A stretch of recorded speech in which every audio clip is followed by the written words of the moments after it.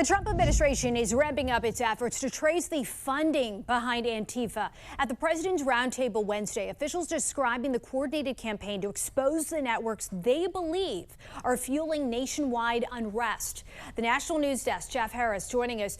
The roundtable is part of the administration's broader push to confront domestic unrest. Jeff, what do we know about this coordinated campaign? So at Wednesday's roundtable, President Trump went into more detail about the administration's whole of government approach to investigate, disrupt, and also dismantle Antifa, including a major push to expose its funding networks and dark money sources.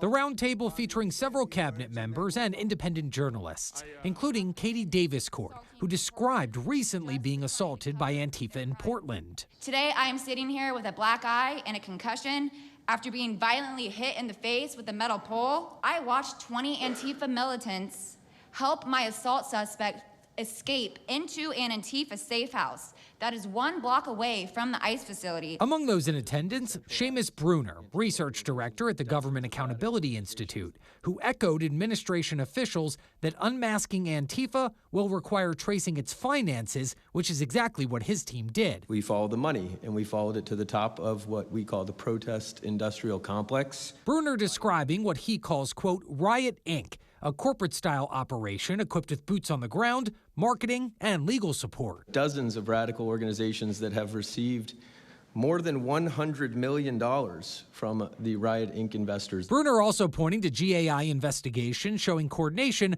across cities like Portland, Seattle, and Chicago, involving people who were paid and transported to participate in the unrest, specifically naming some major funding sources like George Soros's Open Society Foundation. The Arabella Funding Network, the Tides Funding Network, Neville Roy Singham and his network, Foreign Cash. Designated as a domestic terrorist organization, Antifa, which is short for anti-fascist, is an ideology, not necessarily an organization. But it's been accused of organizing or encouraging violent riots, most notably during the 2020 Defend the Police protests and the more recent attacks against ICE facilities. Now, Bruner did urge the IRS and Office of Management and Budget to review or revoke tax-exempt status for nonprofits that are misusing funds, adding federal authorities could use RICO statutes to target networks as well. Reporting for the National News Desk, I'm Jeff Harris.